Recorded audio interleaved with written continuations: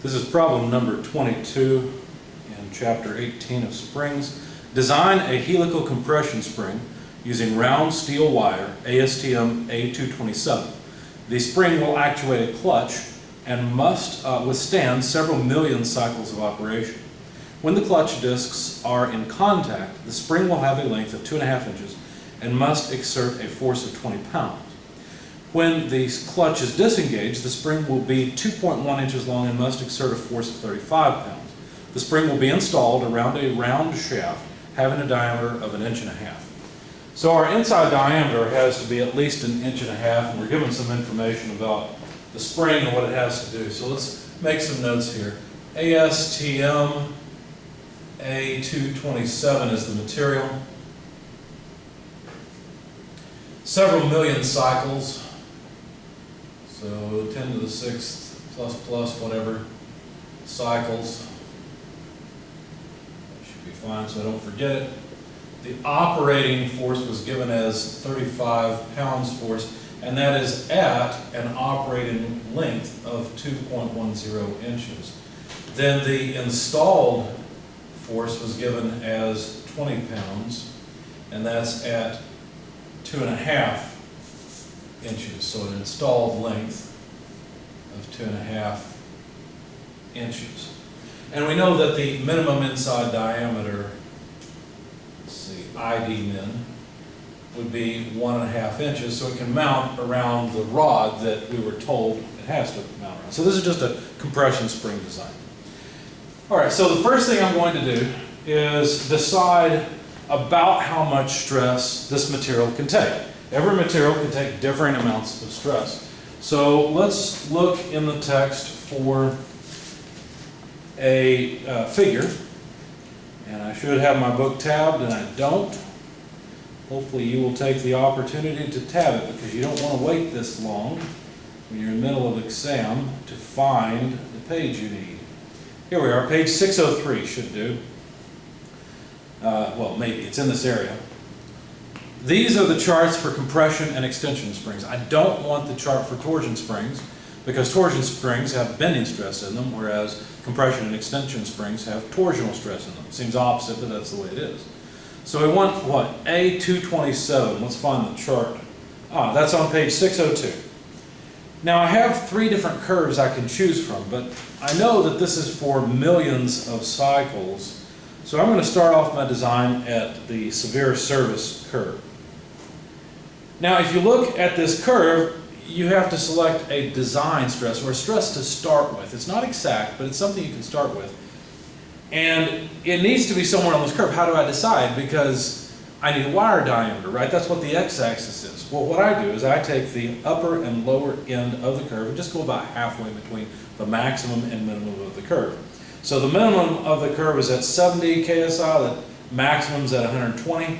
So let's see, that span is what, 50? So half of 50 is 25, so 25 plus 70 is 95. So I'm going to use 95 KSI. So I'm going to choose, here's the given stuff, I'm going to choose a design stress of, very roughly, let's do it this way, about 95 KSI. Just because I'm choosing the severe service curve, since I know that this spring has to operate for millions of cycles. All right, so what good does that do me? Well, it allows me to calculate the wire diameter. So let's do that next. Now you'll notice that there's an equation. Let's see, it's equation 1910. Let me find a page number for you quickly. 1810, pardon me.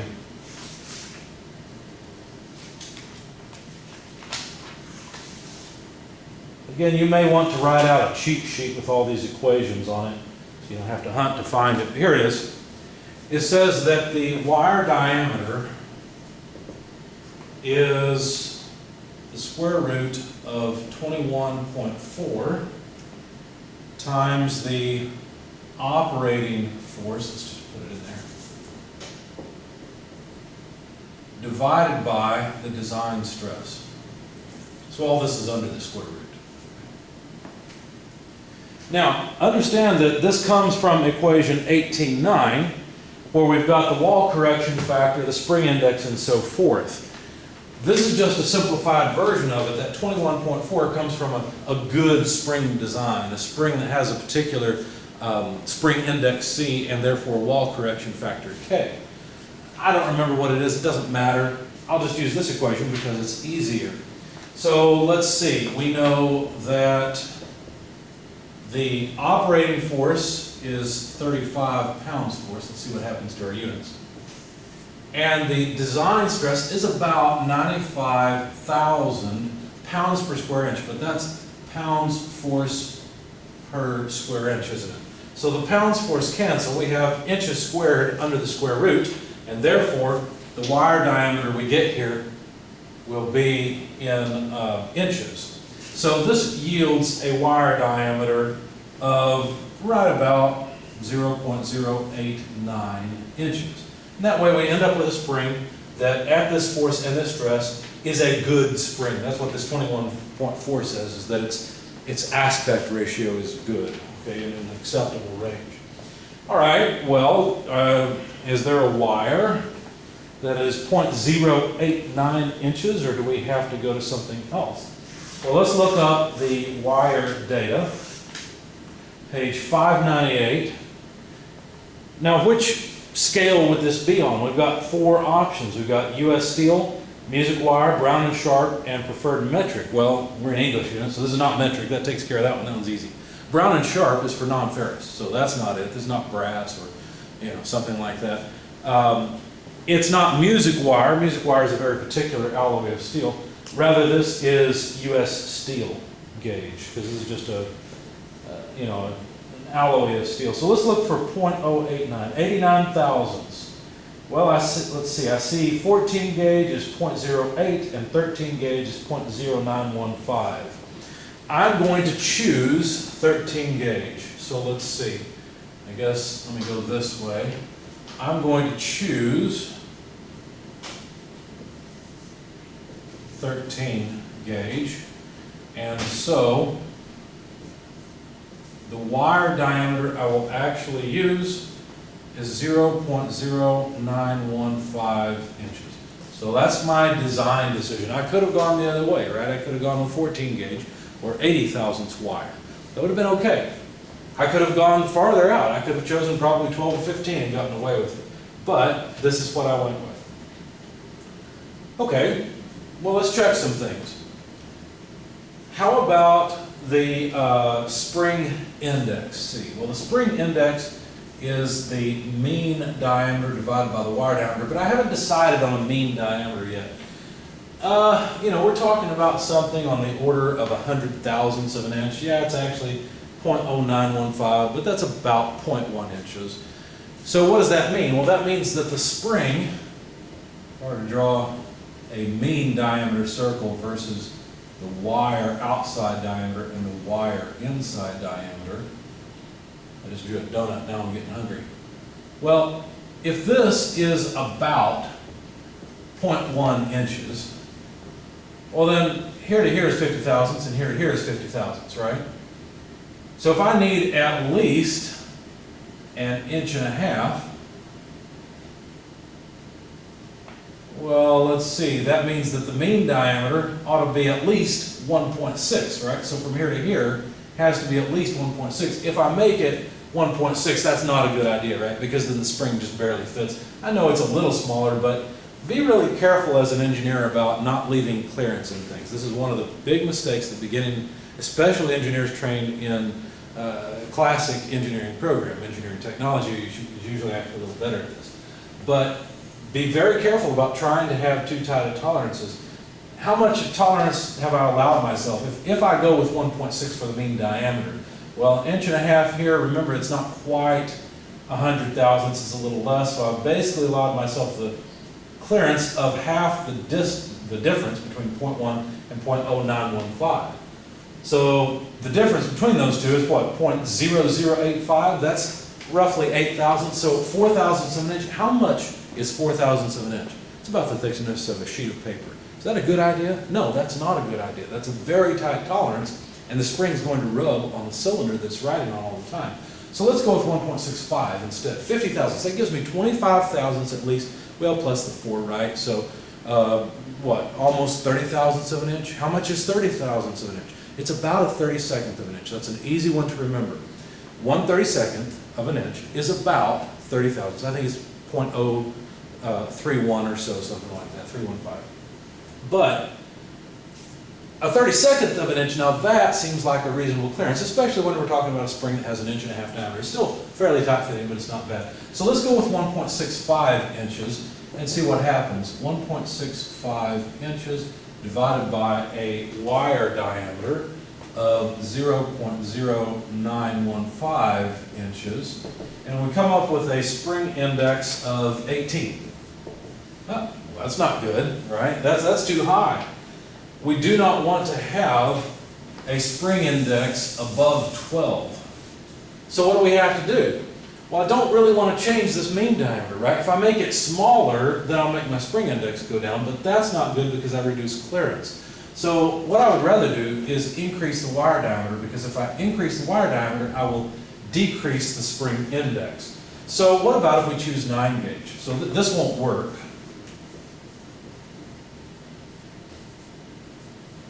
If I choose 9 gauge has a wire diameter of 0.1483 inches. And now the spring index will be equal to 1.65 over 0.1483. That comes out to 11.1. It's okay. Still a little on the high side, but it's not too bad. Now, with this spring index, the wall correction factor, capital K, comes out to 1.14. And you can find equation 18-5 to show you this.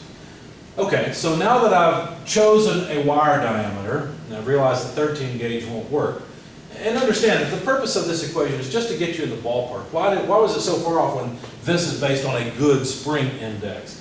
Well, it's off because of my selection of design stress versus applied force. That's what happened. And not that I did anything wrong. It's just sometimes you end up here where you calculate or come up with a reasonable mean diameter and then a spring index, and you realize, oh, this is not going to work. In design, there's a lot of iteration that you have to go through. So it's not, be careful. Everything in this class, pretty much, is set up so that an equation doesn't necessarily give you the right answer, right? It just guides you. That's more what these equations are about, is guiding you.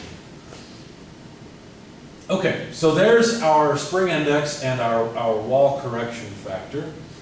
Now that we've got those two things, what else could we do? Well, we know the actual wire diameter. So now we should go back to the figure we found before.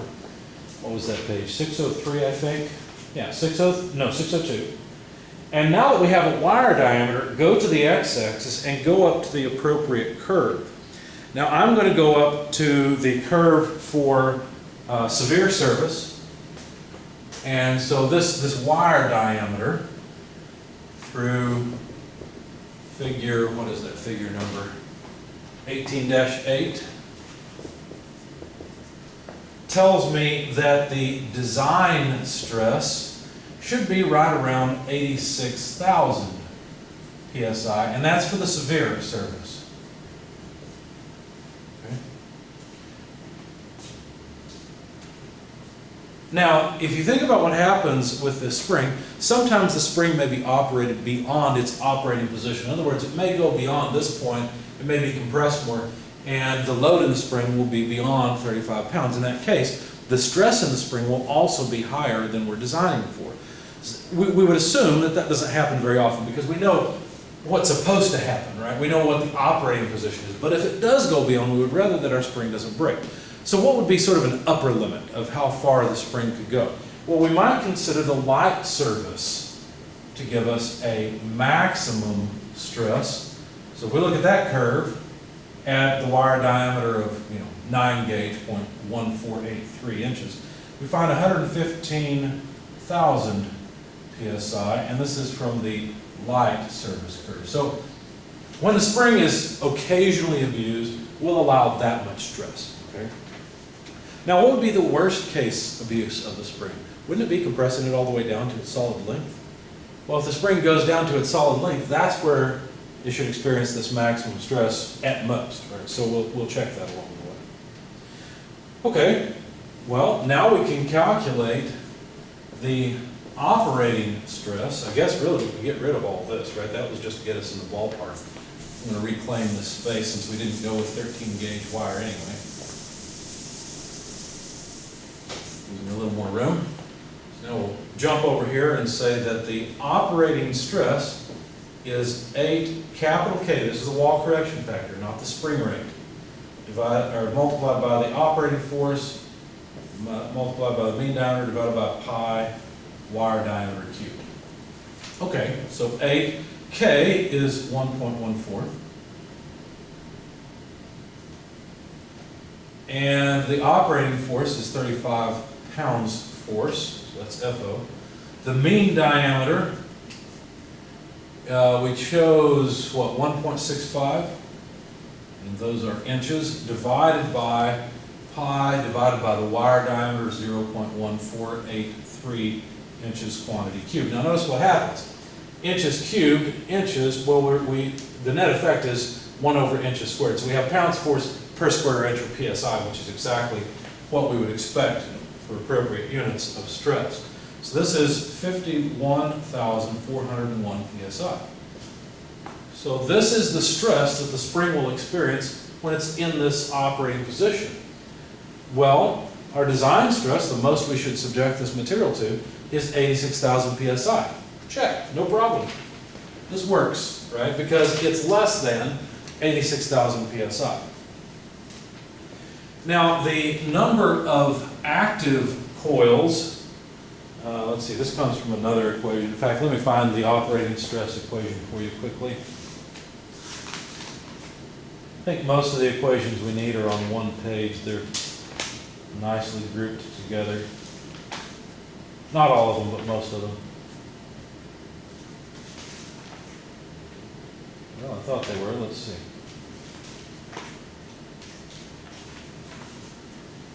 Yeah. A lot of times this author puts valuable equations in the context of an example problem and gives them equation numbers. So page 614 and 615 is a valuable page. It has quite a few useful equations. I've already referenced equation 1810, for example. Now, of course, this problem is going to not end up having the equation I need. Let's see. No, it has. It has. It's just a slightly different form. Equation 18.4 is this equation, except it uses the spring index. If you think about it, the mean diameter over the wire diameter is the spring index. So I could take one mean diameter and one wire diameter and put the spring index instead. And I'll get the exact same thing here, right? Because then all I'm really doing is that, which is the same thing, right? There's no difference here. So really I've used equation 18.4 already, and then the other equation I wanted to show you has to do with the number of active coils, and that of course is not going to be on this page. Let's see. See how an equation sheet might help you on the test? A really good idea to have one for all of the chapters really, but especially this chapter. Here we are. Page 605. Now it's not obvious, but on page 605, equation 18.6 can be rearranged a little bit. And I would suggest you write this in on page 605 because it's so useful.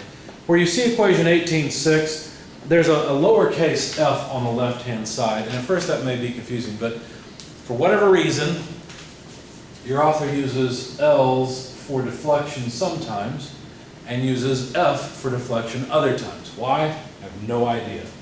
But this lowercase f is deflection. And on the right-hand side of the equation, regardless of which one you look at, you'll see force, F, applied. And if you think about it, that capital F and that lowercase f, the ratio of those two is the spring constant, lowercase k. I'll leave it to you as an exercise, but here's an equation you can get out of equation 18.6, and I would suggest you write this beside 18.6. It goes like this. The torsional modulus times wire diameter over 8. And this K, that's lowercase k, that's the spring rate. And then multiplied by the spring index cubed. Spring index is the ratio of mean diameter to wire diameter. Spring rate is the thing you've been playing around with since physics, right? And it is the amount of force versus deflection, basically. Okay. Do we know force versus deflection? Well, no, we don't.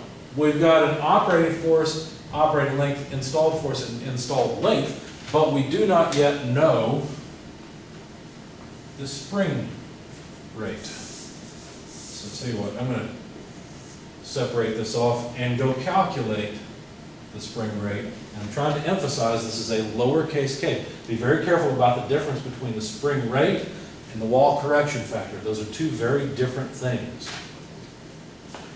All right, so the spring rate is pretty easy. It's just the operating force minus the installed force divided by the installed length less the operating length. And you might look at this and say, well, wait a second, why are these subscripts flipped around versus the numerator? Well, it's just to make sure that we don't get a negative number for our spring rate. If you think about it, as a spring deflects more and more, the force goes up, right? So, but the increase in deflection, you get a negative number if you take them in the same order as you take the forces. So this is just flipping around the denominator to get a positive spring rate. So the operating force, 35 pounds, minus the installed force, 20 pounds, divided by the installed length, 2.5 inches, minus the operating length, 2.1, and these are both inches. We'll get pounds force per inch, which is exactly what you would expect. And this comes out to 37.5 pounds force per inch. So now we know the spring, I guess you could call it the springiness, right, or the spring rate. But we need the torsional, or what, I'm sorry, not torsional, the shear modulus. So page 606 has the shear moduli for several different alloys. Now, most of the time in other classes, and even in this class, we neglect differences in the shear modulus and the elastic modulus because for steel they're relatively close. But when you're designing a spring, you have to take into account the small variations in the moduli. So let's look, in fact it's the first row because we've got ASTM A227. The shear modulus for that material is 11.5 times 10 to the 6. So G, right here, the shear modulus is 11.5 times 10 to the 6, and those are pounds force per square inch, PSI. And then the wire diameter is 0.1483 inches divided by 8, and then we need the spring rate, 37.5 pounds force per inch. And then the spring index, which is not 18, that's old, I almost wrote that down, it's 11.1.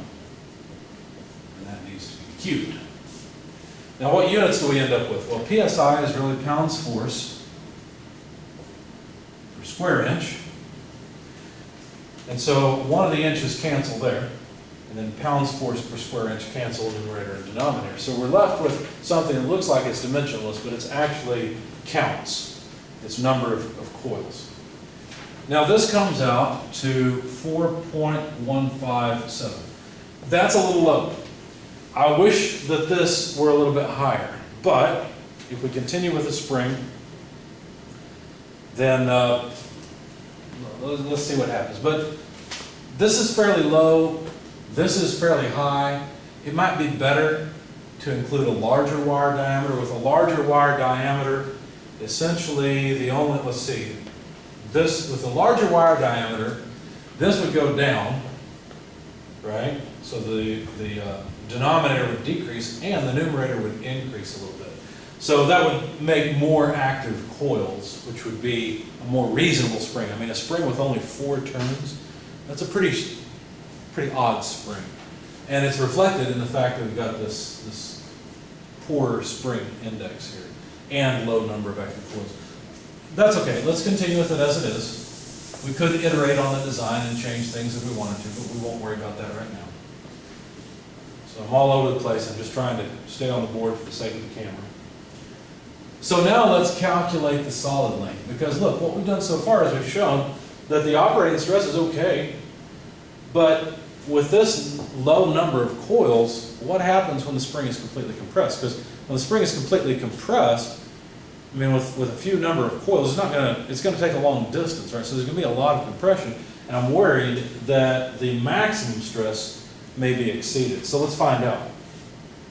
So I'm going to calculate the solid length, and that's pretty easy to do. You just reason it out. There's an equation in the book, I won't reference it. Number of active coils plus 2 times wire diameter. Well, think about this. It makes sense. If you know how many coils the spring is made of, right? There's some ends to the spring.